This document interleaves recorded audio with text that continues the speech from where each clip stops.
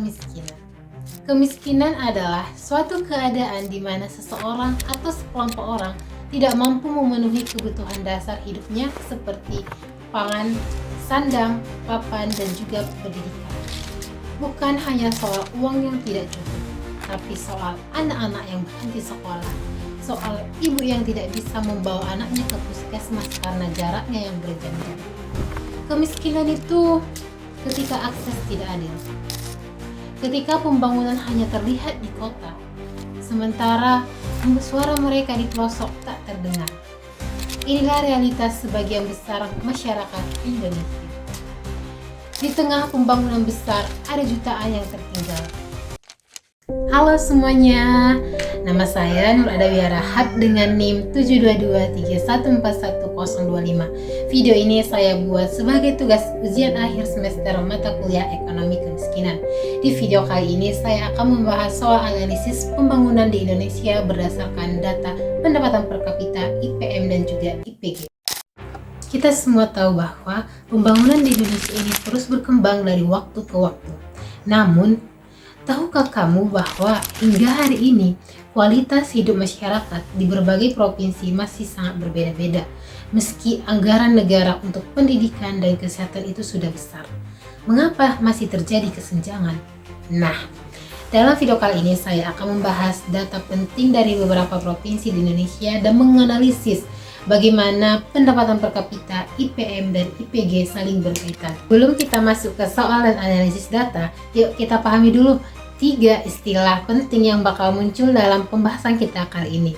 Pertama, pendapatan per kapita. Ini gampangnya adalah pendapatan per kapita ini rata-rata penghasilan masyarakat dalam satu wilayah, biasanya dihitung per bulan ataupun per tahun. Makin tinggi pendapatan per kapita, biasanya makin tinggi juga kemampuan masyarakat untuk memenuhi kebutuhan dasarnya. Kedua, IPM atau Indeks Pembangunan Manusia. IPM mengukur 3 hal penting, yaitu seberapa sehat orang-orang di sana, seberapa tinggi tingkat pendidikannya, dan seberapa layak standar hidupnya. Nilainya antara 0 sampai 100, semakin tinggi semakin bagus. Dan yang ketiga, IPG, Indeks Pembangunan Gender. IPG ini fokus ke kesetaraan antara laki-laki dan perempuan. Misalnya, apakah perempuan juga punya akses yang sama ke sekolah, layanan kesehatan, dan juga pekerjaan. Kalau IPG tinggi, artinya kesempatan antara laki-laki dan perempuan sudah hampir setara. Nah, setelah tahu 3 indikator penting ini, sekarang kita bisa lanjut ke pembahasan soal. Dan kita akan menganalisis data dari beberapa provinsi dan melihatnya. Oke, sekarang kita masuk ke data intinya. Berikut adalah data pendapatan per kapita, IPM, dan juga IPG dari berbagai provinsi yang ada di Indonesia. Jadi, kita akan mulai dari pertanyaan pertama. Baik, berikut adalah data yang akan kita gunakan untuk menjawab soal yang pertama. Oke, langsung saja kita akan masuk ke soal yang pertama, di mana soalnya adalah bagaimana hubungan antara pendapatan per kapita dan IPM dan IPG di beberapa provinsi di Indonesia. Jadi kita akan menganalisis bagaimana hubungan antar keterkaitan dari indikator tersebut. Jadi kalau kita lihat data yang ada, terlihat ada hubungan positif yang cukup kuat antara pendapatan per kapita, IPM, dan juga IPG. Contohnya kita lihat di data ya, DKI Jakarta sebagai provinsi dengan pendapatan per kapita tertinggi yaitu 6.500.000 per bulan, juga memiliki IPM tertinggi sebesar 82,5 dan IPG 91,3, yang artinya tingkat kesejahteraan dan kesetaraan gendernya lebih baik dibandingkan di daerah lain. Sebaliknya, Papua yang memiliki pendapatan per kapita yang paling rendah yaitu hanya 2 juta rupiah, juga mencatat IPM terendah yaitu 62,4 dan antara IPG terendah juga 84,2 di antara provinsi-provinsi yang ada di data. Jadi ini menunjukkan bahwa semakin tinggi pendapatan per kapita biasanya diikuti dengan semakin tinggi pula kualitas hidup masyarakat dan juga kesetaraan gender yang ada. Hal ini sesuai dengan teori pembangunan manusia yang menekankan bahwa pembangunan sejati bukan hanya soal angka ekonomi, tapi juga soal akses terhadap pendidikan, kesehatan, dan standar hidup yang layak. Jadi, ketika pendapatan masyarakat tinggi, itu mereka lebih mampu untuk menyalurkan anak, mendapat layanan kesehatan yang baik, dan juga menjalani hidup yang lebih aman dan produktif. Begitu juga dengan IPG. Di wilayah dengan pendapatan tinggi, perempuan cenderung memiliki akses yang lebih baik terhadap kesempatan pendidikan dan ekonomi, sehingga mereka berkontribusi lebih besar dalam pembangunan. Jadi, kesimpulan untuk soal yang pertama ini adalah pembangunan yang baik tidak cukup hanya mengejar pertumbuhan ekonomi. Kita butuh pendekatan yang lebih adil, yang memastikan bahwa semua orang, baik itu laki-laki maupun perempuan, di kota maupun di daerah, punya peluang yang setara, yang sama untuk hidup yang layak dan juga berkembang. Kalau di soal pertama kita sudah lihat bahwa pendapatan yang tinggi cenderung diikuti oleh IPM dan juga IPG yang tinggi juga. Maka sekarang pertanyaannya adalah bagaimana kesenjangan pendapatan antar wilayah dapat mempengaruhi kualitas hidup masyarakat khususnya dalam konteks pendidikan dan juga kesehatan. Jadi mari kita bahas soal yang kedua. Kesenjangan pendapatan antar wilayah itu bukan hal yang sepele dan dampaknya sangat nyata, terutama dalam hal akses terhadap pendidikan dan layanan kesehatan. Wilayah-wilayah dengan pendapatan per kapita yang rendah seperti Papua dan Nusa Tenggara Timur yang ada di data kita cenderung memiliki fasilitas pendidikan dan kesehatan yang lebih sedikit dan kualitasnya lebih rendah dibandingkan daerah dengan pendapatan tinggi seperti dalam data ada contohnya itu Jakarta. Akibatnya, rata-rata lama sekolah jauh lebih pendek, angka partisipasi sekolah rendah, dan angka harapan hidup pun ikut turun. Yang lebih mengkhawatirkan adalah keterbatasan akses ini menciptakan produktivitas yang rendah di masyarakat, sehingga mereka kesulit keluar dari lingkaran kemiskinan yang struktural. Dan ini bukan sekedar dugaan. Penelitian menunjukkan bahwa rata-rata lama sekolah dan anggaran untuk sektor kesehatan itu berpengaruh signifikan terhadap ketimpangan pendapatan. Artinya, kalau kita serius memperbaiki pendidikan dan kesehatan di wilayah tertinggal, terutama di daerah wilayah 3T, kita bisa mengurangi kesenjangan antar wilayah dan secara langsung itu akan meningkatkan kualitas hidup masyarakat. Karena itu, pengalokasian anggaran pendidikan dan kesehatan tidak bisa dipukul rata. Harus ada pendekatan yang mempertimbangkan tingkat ketertinggalan masing-masing daerah agar pembangunan benar-benar bisa dirasakan secara merata dan berkeadilan. Bukan hanya di peta, tapi juga di kehidupan nyata. Tapi, kesenjangan bukan hanya terjadi antar wilayah. Ada juga kesenjangan yang terjadi di dalam masyarakat itu sendiri, terutama antara laki-laki dan juga perempuan. Nah, itulah yang akan kita bahas di soal yang ketiga, yaitu apa implikasi dari rendahnya IPG terhadap pembangunan berkelanjutan di daerah tertinggal seperti Papua dan NTT. Jadi mari kita bahas soal yang ketiga. Rendahnya IPG di daerah tertinggal seperti Papua dan juga Nusa Tenggara Timur bukan sekedar angka statistik. Ini adalah indikator nyata bahwa kesetaraan gender itu masih jauh dari tercapai, terutama dalam akses pendidikan, kesehatan, dan juga kesempatan ekonomi. Dalam hal ini tidak bisa dianggap enteng, karena kalau perempuan tidak diberi ruang yang sama, maka kita kehilangan setengah kekuatan pembangunan yang seharusnya bisa ikut mendorong pertumbuhan. Rendahnya IPG ini berdampak buruk terhadap pembangunan berkelanjutan. Kenapa? Karena potensi perempuan sebagai sumber daya manusia tidak dimanfaatkan secara optimal. Akibatnya, pertumbuhan ekonomi melambat, produktivitas turun, dan yang paling mengkhawatirkan adalah risiko kemiskinan antar generasi semakin tinggi. Perempuan yang tidak punya akses yang adil terhadap semua kesehatan, ekonomi, dan juga standar hidup yang layak, itu akan kesulitan masuk ke sektor formal maupun informal. Kenapa? Karena ini akan mempersempit peran perempuan dalam membangun ekonomi lokal. Padahal banyak penelitian yang menunjukkan bahwa menghapus kesenjangan gender itu mampu mendorong kenaikan pendapatan per kapita dalam jangka panjang. Artinya apa?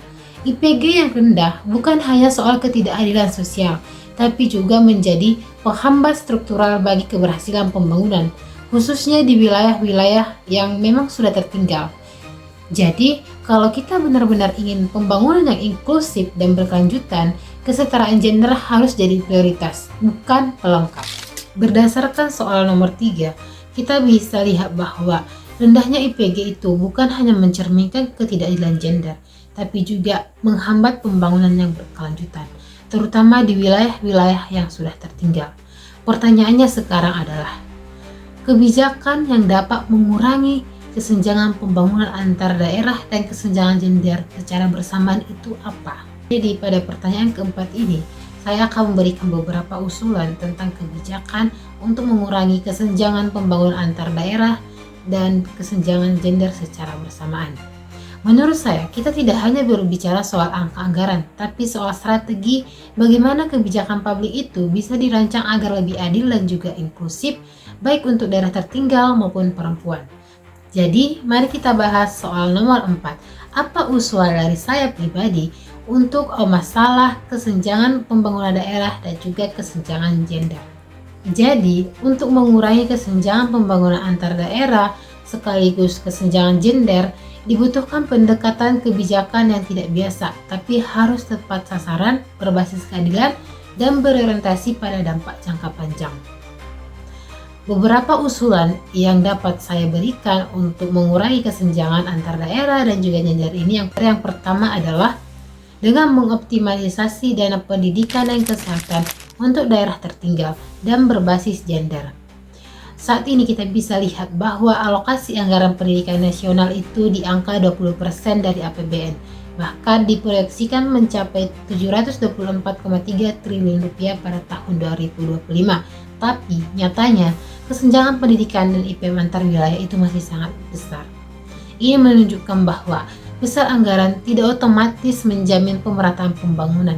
Karena itu, yang dibutuhkan adalah mengoptimalisasi pemanfaatan dana, khususnya di daerah tertinggal, dengan pemanfaatan yang berbasis keadilan dan juga kesetaraan gender. Contohnya, beasiswa untuk perempuan, pelatihan vokasi yang relevan, dan juga peningkatan layanan kesehatan, terutama bagi kaum perempuan. Dan yang tak kalah penting adalah pengelolaan anggarannya harus berbasis transparan dan juga berbasis data lokal. Usulan saya yang kedua adalah dengan peningkatan dana transfer daerah secara inklusif. Selama ini, alokasi dana ke daerah itu lebih banyak didasarkan pada jumlah penduduk ataupun PDRB. Padahal yang lebih penting adalah melihat tingkat ketertinggalan dan juga capaian pembangunan yang ada di daerah tersebut. Maka, alokasi seharusnya itu berbasis pada indikator seperti IPM, IPG, dan juga tingkat kemiskinan, agar wilayah yang paling tertinggal itu bisa mendapatkan dorongan pembangunan yang lebih kuat. Usulan saya yang ketiga adalah dengan program pendidikan dan kesehatan berbasis gender, di mana dalam kebijakan ini pemerintah itu perlu memperluas program-program pendidikan dan kesehatan yang sensitif terhadap isu gender.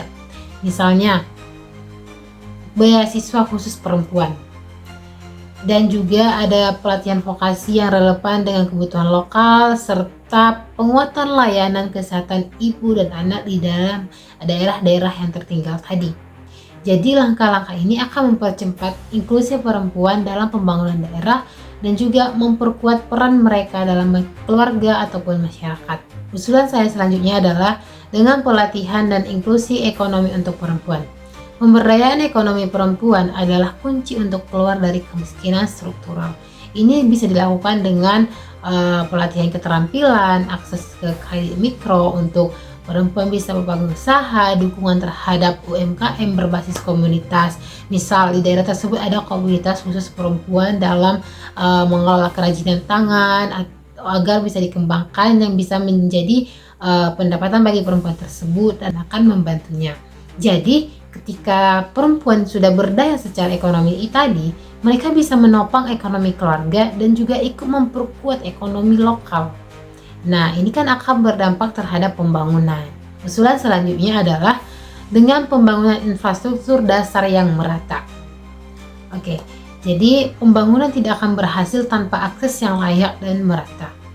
Maka, pembangunan infrastruktur dasar seperti jalan, listrik, air yang bersih, internet, sekolah, dan fasilitas kesehatan terutama di daerah tertinggal tadi seperti Papua dan juga NTT itu harus menjadi prioritas nasional. Jadi, infrastruktur yang memadai akan membuka akses perempuan dan anak terhadap layanan dasar serta mempercepat pertumbuhan ekonomi secara menyeluruh.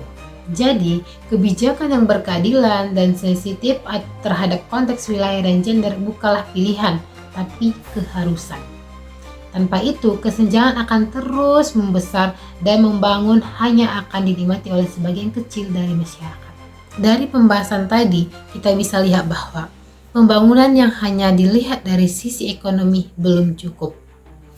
Selama akses terhadap pendidikan, kesehatan, dan juga kesempatan kerja belum merata, dan selama perempuan masih belum mendapat posisi yang setara, maka pembangunan itu belum bisa dikatakan berhasil. Data dari Papua, NTT, hingga DKI Jakarta memberi kita gambaran yang jelas bahwa keadilan sosial dan kesetaraan gender harus menjadi bagian dari strategi pembangunan, bukan hanya pelengkap. Karena itu, kebijakan yang kita dorong ke depan harus berbasis data, adil antar wilayah, dan juga sensitif terhadap isu gender.